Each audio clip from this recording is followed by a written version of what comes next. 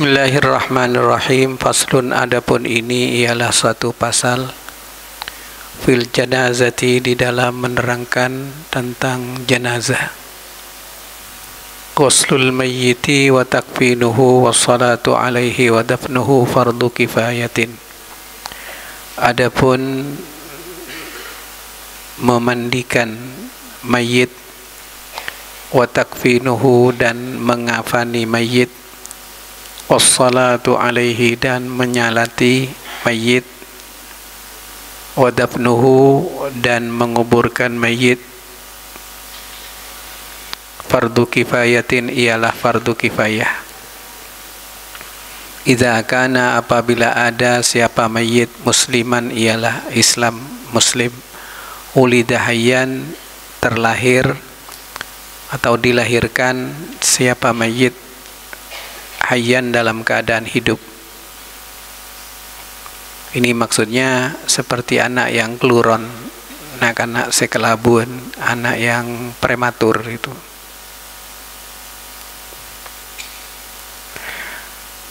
Jadi memandikan mayat itu hukumnya fardu kifayah, termasuk juga mengafani, menyolati dan menguburkan, mengebumikan, menanam, itu fardu kifayah.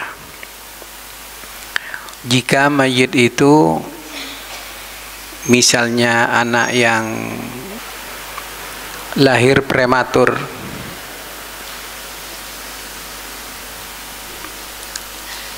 tapi hidup, itu disolati.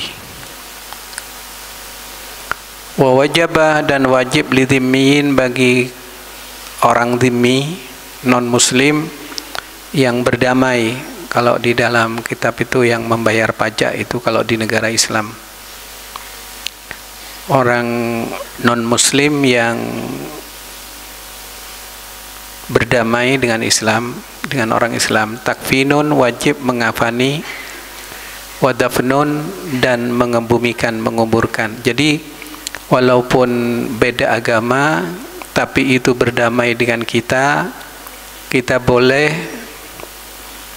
mengafani dan memakamkan, menguburkan.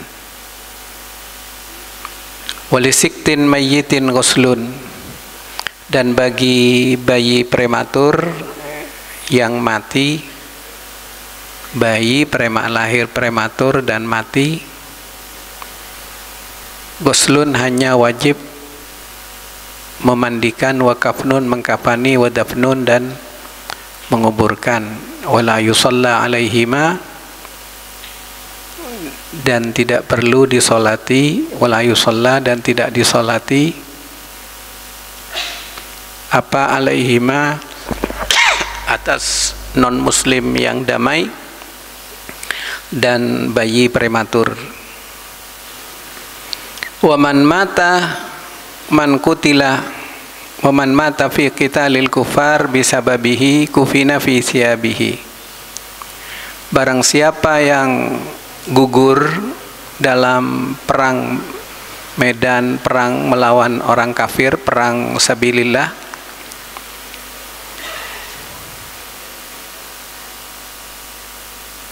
bisababihi sebab qitalil kufar, kufina fi siyabihi di kafani dalam pakaiannya, fa illam takfihi zida alaiha wa dufina.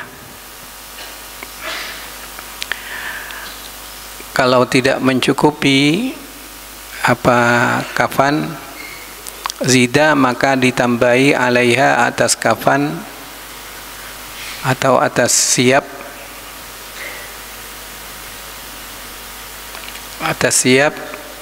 wadufina dan dimakamkan, wala yuksalu wala yusalla alaihi, tidak dimandikan dan tidak disolati siapa mayit.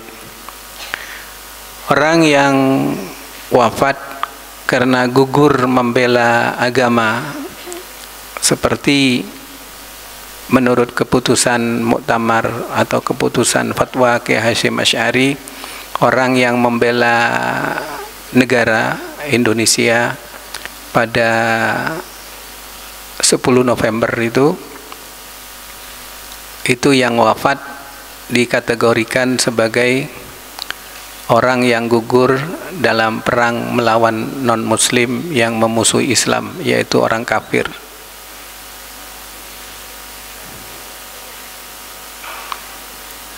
Sehingga baginya tidak perlu dimandikan mayatnya itu dan tidak perlu disolati. Terus dikuburkan bersama dengan pakaian yang dipakai waktu peperangan itu.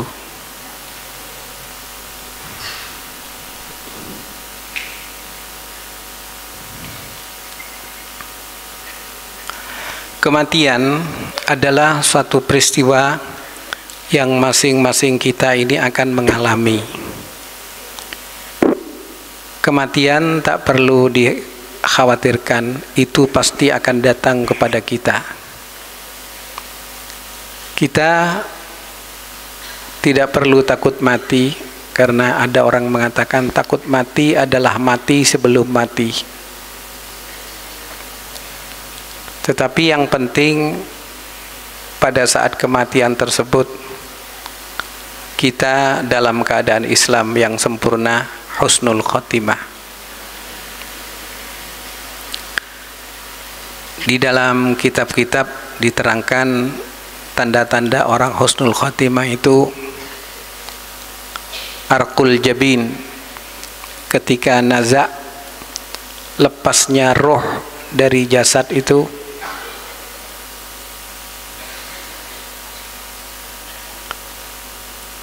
berkeringat, dahi itu berkeringat. Wadharifal ain, dan meneteskan air mata. Wantisyarul minkhor, dan hidung terbuka gitu ya.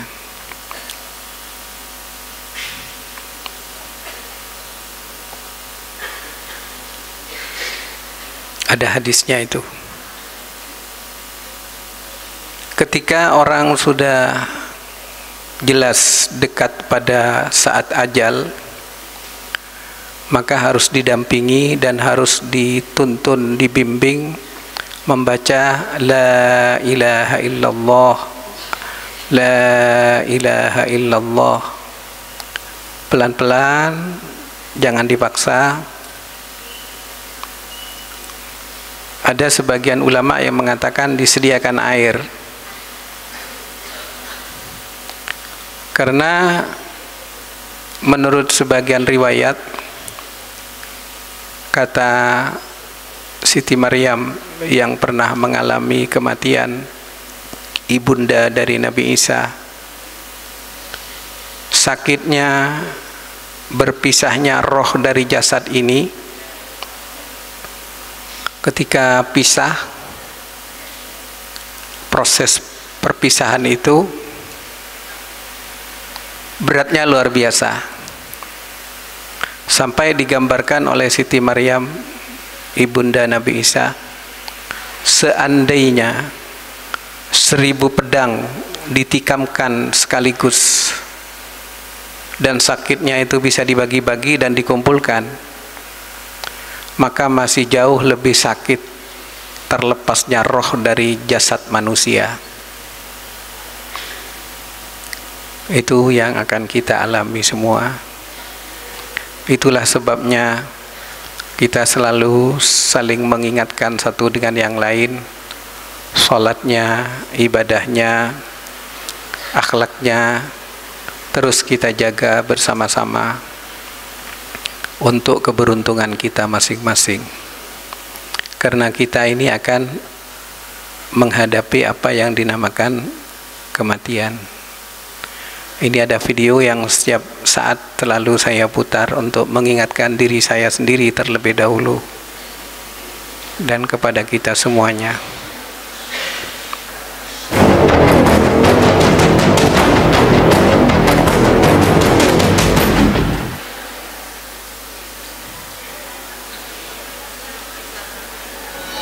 Orang kaya mati, orang miskin mati, raja-raja mati, rakyat rakyat biasa mati.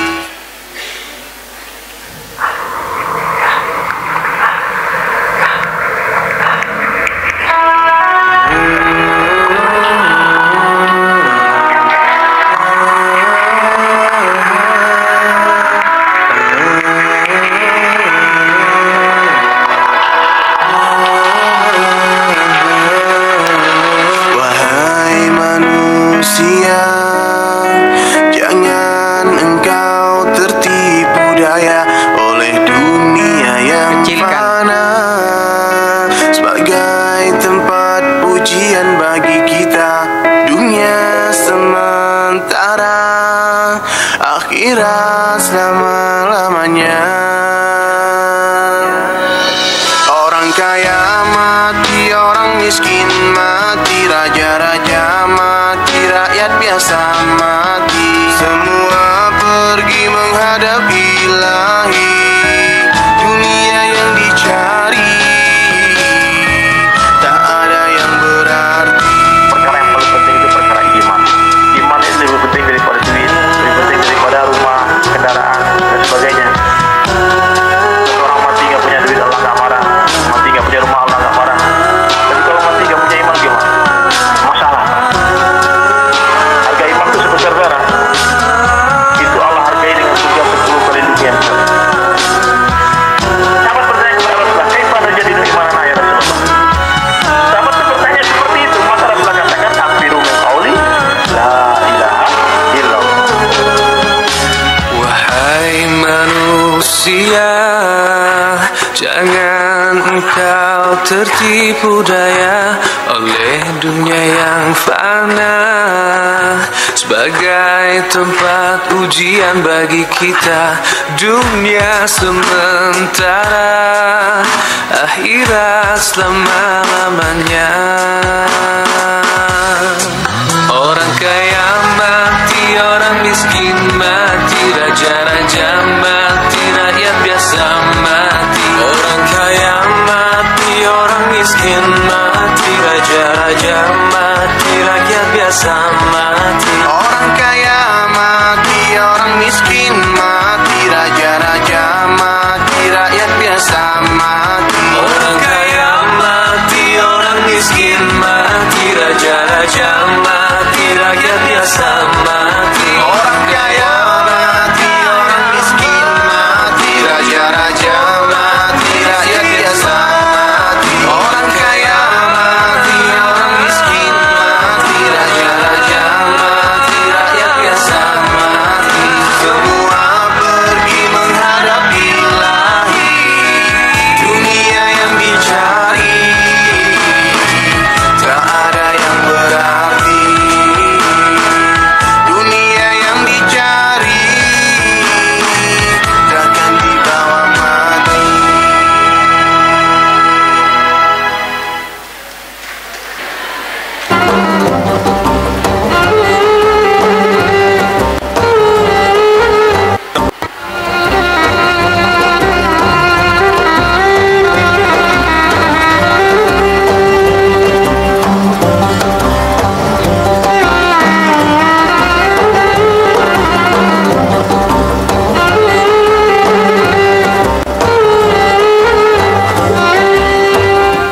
Kullu nafsin za'iqatul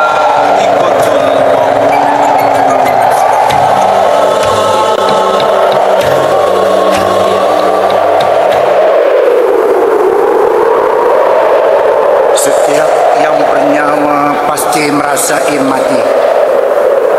Ya ayyatuhan nafsul mutmainnah, irji'i ila rabbiki radiyatan mardiyah, fadkhuli fi ibadi wadkhuli jannati.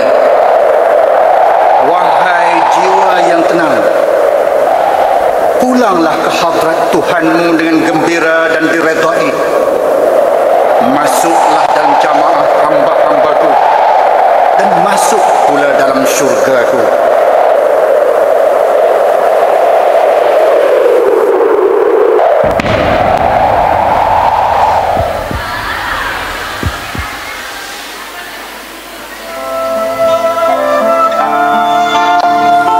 Pada hari itu ia begitu bahagia, menikmati indahnya alam ciptaan Allah bersama anak dan keluarga penuh keceriaan.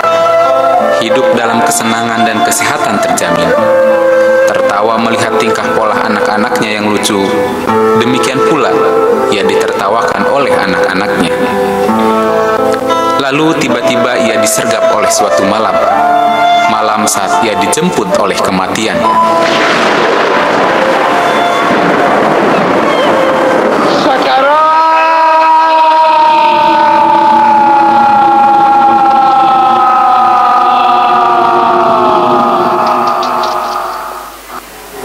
Malam itulah malam pertama ia berada dalam alam kubur, sendiri, dicekam oleh kesunyian, tanpa anak dan istri, juga sahabat karib.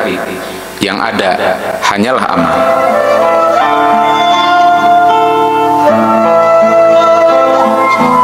Inilah malam pertama di mana anak Anda menjadi yatim dan istri Anda menjadi janda. Malam pertama yang menggusur tidur Anda dari kasur empuk menuju dinginnya tanah berselimut kapan.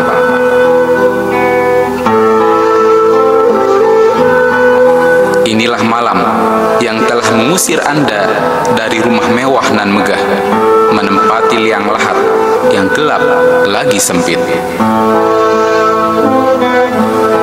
Kemarin malam Anda masih berpesta pora, makan dan minum bersama sahabat karib. Tiba-tiba Anda masuk pada malam pertama, di mana Anda menjadi santapan cacing tanah dan serangga. Pada malam ini Anda baru sadar, ternyata harta, keluarga, jabatan yang kita kerja keras mencarinya sampai lalai dari mengingat Allah, tidak sedikit pun dari semua itu menemani dan membela Anda. Inilah malam, episode pertama dari alam akhirat. Kuburan bisa menjadi taman surga, sebaliknya ia juga bisa menjadi satu lubang di antara lubang neraka. Inilah kematian, datang dengan tiba-tiba. Dia datang tepat waktu, tidak bergeser barang sedetik pun, merenggut dengan paksa, melenyapkan segala nikmatnya dunia, tak pernah memilah tua ataupun muda, kaya, miskin, sehat maupun sakit. Ketahuilah, rumah yang kokoh dan megah tidak akan mampu membentengi datangnya sang pencabut nyawa. Tumpukan uang deposito di bank tidak akan mampu menyogok malaikatul maut untuk mengundurkan waktu kematiannya. Inilah realitas kematian. Seberapa siapkah Anda menyongsong malam pertama di alam kubur? Bukankah Rasulullah telah bersabda bahwa orang yang paling cerdas di antara kalian adalah orang yang sering mengingat mati dan mempersiapkan bekal setelah kematiannya. Marilah kita siapkan lentera yang akan menyinari malam pertama kita di alam kubur. Demi Allah, tidak ada yang sanggup meneranginya selain iman dan amal soleh.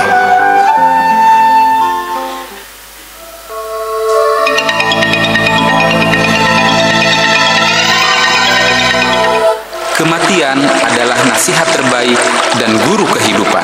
Sedikit saja kita lengah dari memikirkan kematian, maka kita akan kehilangan guru terbaik dalam kehidupan.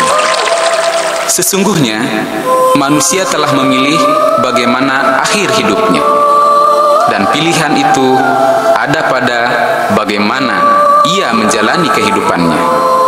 Sebagaimana ia menjalani kehidupannya, seperti itulah kemungkinan besar ia akan menghadapi kematiannya. Karena sesungguhnya dengan menjalani kehidupan berarti kita sedang berjalan menuju kematian kita. Pernahkah kita mendengar berita tentang seorang pezina mati di kamar hotel di atas perut wanita nakalnya? Seorang pecandu narkotik mati saat pesta narkobanya, dan para penjudi sekarat di atas meja judinya. Begitu juga kita pernah mendengar seorang ahli ibadah meninggal di atas sajadahnya.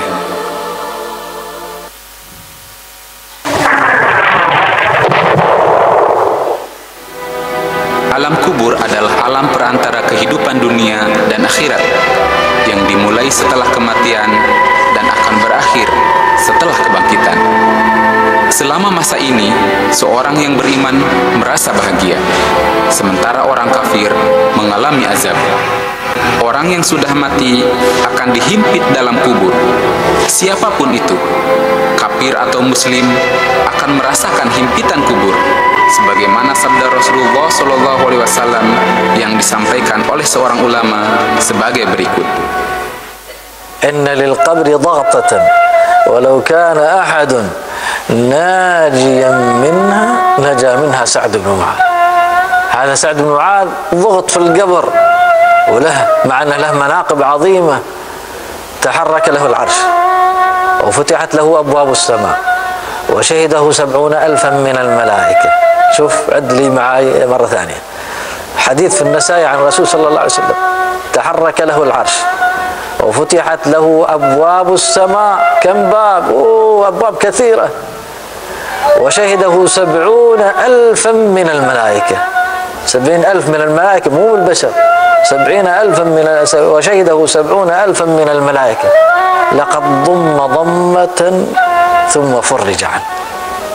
لقد ضم ضمة ثم فرج عنه. إذا كان سعد بن معاذ وهو صاحب المناقب العظيمة والخصال العديدة يضم في القبر فكيف بي وبكم؟ الله.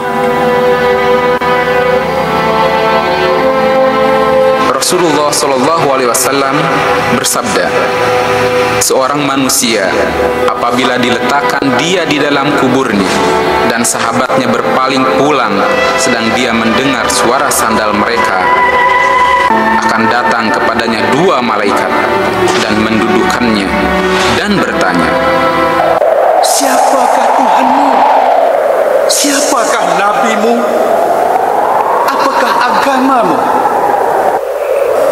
maka dia menjawab, Allah adalah Tuhanku, Muhammad adalah nabiku, Islam adalah agamaku. terdengarlah seruan dari langit, benar hambaku, hamparkan baginya tikar dari surga. Lalu angin dan wangi surga datang kepadanya. Kemudian kuburan diluaskan seluas mata memandang. Seorang yang rupawan datang menemaninya, yang tiada lain amal salehnya.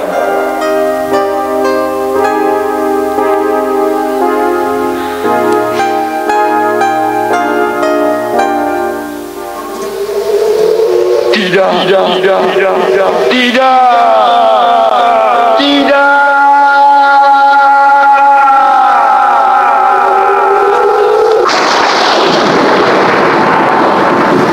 Terdengarlah suara penyeru dari langit, hambaku ini seorang pendusta, hamparkan kepadanya tikar dari api neraka, bukakan baginya pintu neraka. Panas dan keringnya neraka mendatanginya, kuburannya disempitkan sampai pecah tulang-tulangnya. Seorang yang berwajah buruk, berpakaian buruk, dan berbau busuk datang kepadanya, yang tiada lain amal buruknya.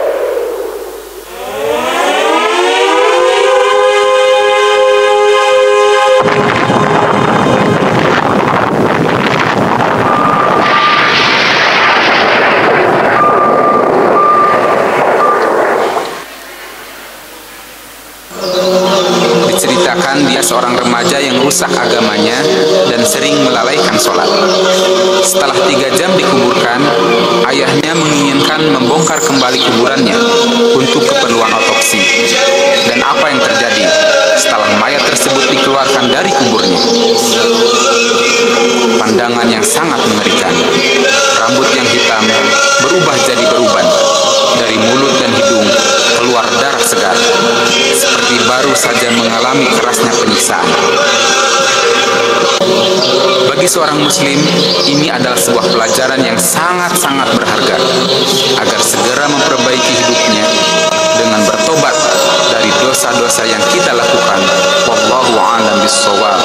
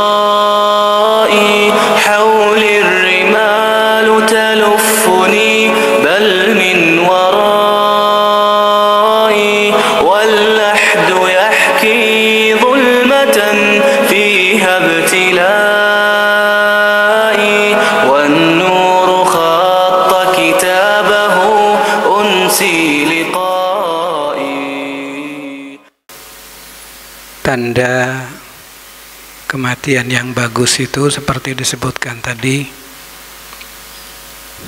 dahi berkeringat, air mata menetes, dan hidung terbuka.